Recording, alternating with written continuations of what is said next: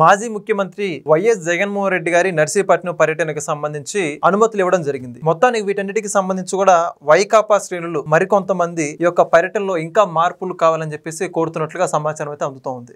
మరి మొత్తానికి ఈ యొక్క నర్సీపట్నం పర్యటనకు సంబంధించి మరిన్ని విషయాలు తెలుసుకోవడానికి మనతో ఉన్నారు senior journalist doctor Bharat Reddy గారు. సార్ నమస్కారం. నమస్తే సార్. జగన్మోహన్ రెడ్డి గారు మెడికల్ కాలేజీ సందర్శనకు అని చెప్పేసి నర్సీపట్నం పర్యటన అయితే కొనసాగుతుంది రేపటి రోజున అన్నట్టుగా చెప్పుకుంటూ వస్తున్నారు. మొత్తానికి ఈ పర్యటనకు సంబంధించి మీరు ఏమంటారు? ఈ మెడికల్ కాలేజీకి సంబంధించి వైసీపీ పార్టీ కూటమి ప్రభుత్వం మీద కొంత దుష్ప్రచారం చేయడానికి పీపీపీ పద్ధతి ప్రైవేటీకరిస్తున్నారని చెప్పి ఒక అంశం మీద వాళ్ళు పోరాటం చేస్తున్నట్టుగా కనిపిస్తుంది.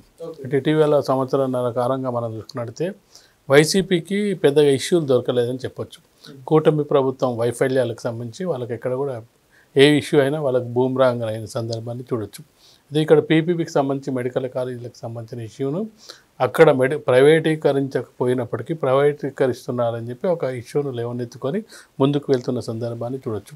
గతంలో ఏదైతే మెడికల్ కాలేజీలు వైఎస్ జగన్మోహన్ రెడ్డి హయాంలో మంజూరు అవడం జరిగింది, ఆ మంజూరుకు సంబంధించి కేంద్ర ప్రభుత్వం ఏదైతే ఒక జిల్లాకు ఒక మెడికల్ కాలేజీ ఉండాలనేది ఒక ఆంధ్రప్రదేశ్లోనే కాదు దేశవ్యాప్తంగా కూడా ఒక మెడికల్ కాలేజీ మంజూరు చేయాలనే ఆ ప్రతిపాదనలో భాగంగా జగన్మోహన్ రెడ్డి హయాంలో 18 మెడికల్ కాలేజీలు మంజూరు అయినట్టుగా ఉంది.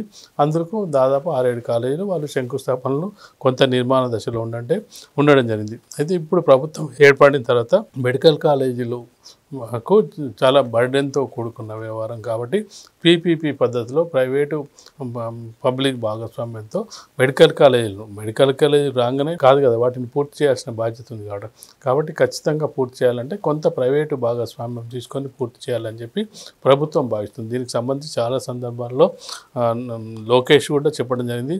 పీపీపీ అంటే ప్రైవేటీకరణ కాదని చెప్పి స్పష్టంగా చెప్పడం జరిగింది.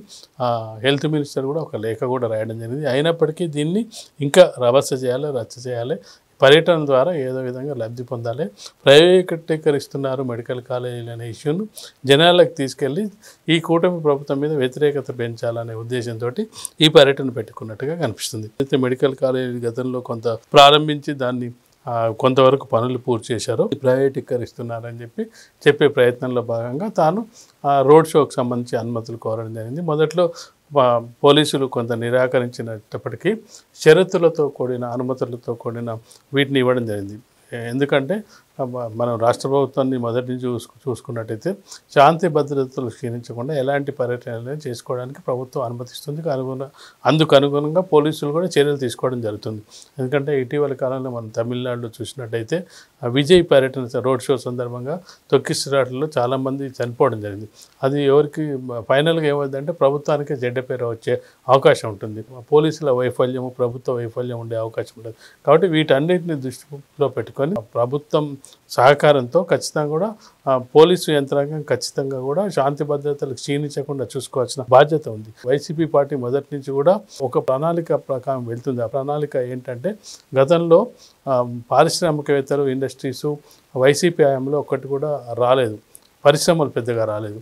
కానీ టీడీపీ వచ్చిన తర్వాత పరిశ్రమలు తీసుకురావడానికి పెద్ద ఎత్తున కృషి జరుగుతుంది. ఆ కృషిలో భాగంగా పరిశ్రమల స్థాపనకు సంబంధించి ఒప్పందాలు కుదురుతున్నాయి.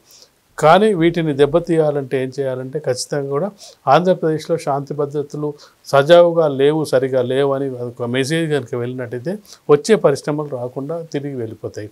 పరిశ్రమలు వచ్చినట్టయితే కూటమి ప్రభుత్వానికి మరింత మంచి పేరు వచ్చే అవకాశం ఉంటుంది. నిరుద్యోగులకు ఉద్యోగ కల్పన జరుగుతుంది. దాని చుట్టుపక్కల ప్రాంతాలకు కొంతవరకు జీవనోపాధి కలిగే అవకాశం ఉంటుంది. వీటన్నిటిని దృష్టిలో పెట్టుకున్నట్టయితే కూటమి ప్రభుత్వం మరింత స్కోర్ పెంచుకునే అవకాశం ఉంటుంది, మరింత పాజిటివ్గా వెళ్ళే అవకాశం ఉంటుంది. కాబట్టి దీన్ని శాంతి భద్రతల సమస్యగా తీసుకున్నట్టయితే ఏదైతే పరిశ్రమలు వస్తాయో ఆ పరిశ్రమలు వెనక్కి వెళ్ళే అవకాశం ఉంటుంది. ఎందుకంటే గతంలో తాను చేయలేదు, ఇప్పుడు చేస్తున్నారనుకో నువ్వు ఏం చేసావని అడిగే పరిస్థితి ఉంటుంది. కాబట్టి ఇప్పుడు పరిశ్రమలు వెనక్కి వెళ్ళాలంటే శాంతి భద్రతలు క్షీణించాల్సిన అవసరం ఉంది. శాంతి భద్రతలు క్షీణించి ఈ లాఠీ చార్జో లేకపోతే గొడవలో గందరగోళం జరిగినట్టయితే వచ్చేవాళ్ళు. మనమైనా ఎక్కడైనా రోడ్డు మీద వెళ్తుంటే గందరగోళం జరుగుతున్న ప్రదేశం కాకుండా పక్క ప్రదేశానికి ఎందుకు వెళ్ళడం, ఇప్పటికి కూడా ఓల్డ్ సిటీకి వెళ్ళాలంటే చాలామంది భయపడుతున్న పరిస్థితి కనిపిస్తుంది. కాబట్టి వీటన్నిటిని దృష్టి పెట్టుకొని జగన్మోహన్ రెడ్డి పర్యటనలన్నీ కూడా ఒక రాజకీయ వ్యూహంలో భాగంగా రాజకీయంలో ఏదో ఒకటి గందరగోళం సృష్టించే విధంగానే చేస్తున్నట్టుగా మనకు కనిపిస్తుంది. ఓకే, మొత్తానికైతే గతంలో పర్యటన లాగానే ఈ పర్యటనలో కూడా ఏమన్నా అవాంఛనీయ సంఘటనలు కానీ శాంతి భద్రతలకి సామాన్య ప్రజలకి ఇబ్బంది కలిగే పరిస్థితులు తలెత్తే అవకాశాలు ఉండొచ్చా లేకపోవచ్చు అంటారా? ఖచ్చితంగా ఉండాలని వైసీపీ కోరుకుంటుంది. ఉండకుండా చూసే బాధ్యత పోలీసులు తీసుకుంటున్నారు. గతంలో కూడా తీసుకున్నప్పటికీ చిన్న చిన్న సంఘటనలు జరిగాయి. కాకపోతే పోలీసులను విమర్శించారు. మీరు చెప్పినట్టు వినాలన్నా, మేము రైతులతో మాట్లాడాలంటే మీ అనుమతి కావాలన్నా, కేవలం నేను 50 మంది రైతులతోనే మాట్లాడాలన్నా, 5,000 మందితో మాట్లాడితే ఇవన్నీ కూడా విమర్శలు చేయడం. అన్ని విమర్శలు పక్కన పెట్టి వైసీపీ నాయకులు, వైసీపీ కార్యకర్తలు, వైసీపీ ఏం కోరుకుంటుందో అది కాకుండా జాగ్రత్తలు తీసుకోవడం వల్లనే ఇవి సజావుగా సాగుతున్నాయి. జగన్మోహన్ రెడ్డి పర్యటనలకు వస్తున్నట్టే వైసీపీ నాయకులకు ఆనందంగా ఉన్నప్పటికీ సామాన్య ప్రజలకు భయంగా ఉండే అవకాశం ఉంది. ఇక్కడికి వచ్చినట్టయితే ఏ విధంగా పరిస్థితి ఉంటుంది, జగన్మోహన్ రెడ్డి ఎక్కడ పరిస్థితి ఉంటుంది, అక్కడ ప్రజలకు ఏముంటుంది. ఇప్పుడు ఎవరికో ఏదో జరుగుతుంది, సామాన్య ప్రజలు బలయ్యే అవకాశం ఉంటుంది. లాఠీ చార్జ్ జరిగితేనో ఏదో జరిగిందనుకో అక్కడ అమాయకులకు కూడా దెబ్బలు పడే అవకాశం, అమాయకులు బలయ్యే అవకాశం ఉంటుంది. ఏదైనా కాల్పులకు అది కూడా ఇబ్బంది ఉంటుంది. కాబట్టి వీటన్నిటి దృష్టిని జగన్మోహన్ రెడ్డి పర్యటన వచ్చిందంటే మాకే ఏమైనా ఇబ్బందులు ఉంటాయని చెప్పి సామాన్య ప్రజలు కోరుకుంటే, జగన్మోహన్ రెడ్డి ఇలాంటి రచ్చ జరిగితేనే ఒక 2 రోజులు పత్రికల్లో ఉంటుంది, చర్చ ఉంటుంది. దానికి సంబంధించి ప్రభుత్వాన్ని విమర్శించవచ్చు, పోలీసు వ్యవస్థను విమర్శించవచ్చు. సాఫీగా వెళ్ళి మామూలుగా మాట్లాడొస్తే ఉంటుంది.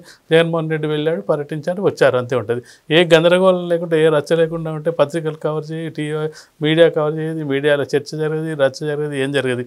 ఏదో ఒక విమర్శ చేయాలంటే ఏదో ఒకటి జరగాలి. ఇప్పుడు మంచి చేయడం ద్వారా జగన్మోహన్ రెడ్డి పైకి వెళ్ళడం కంటే ఈ విధంగా అయితే ప్రజల దృష్టిని ఆకర్షించవచ్చు, పత్రికల దృష్టిని, టీవీల దృష్టిని ఆకర్షించాలంటే ఇది ఒక మార్గంగా కల్పిస్తుంది. కాబట్టి ఖచ్చితంగా రచ్చ కావాలని చెప్పి వైసీపీ కోరుకుంటుంది. ఆ రచ్చ కాకుండా చూసుకునే బాధ్యత పోలీసులపై ఉంది. పోలీసులు శాంతి భద్రతలు కాపాడడంలో ఖచ్చితంగా ముందు ఉండాల్సిన అవసరం ఉంటుంది. లేదంటే ఫైనల్గా ఏమైందంటే పోలీసు వ్యవస్థ ఏం చేస్తుందని పోలీసు వ్యవస్థనే విమర్శించే అవకాశం ఉంటుంది. పోలీసులను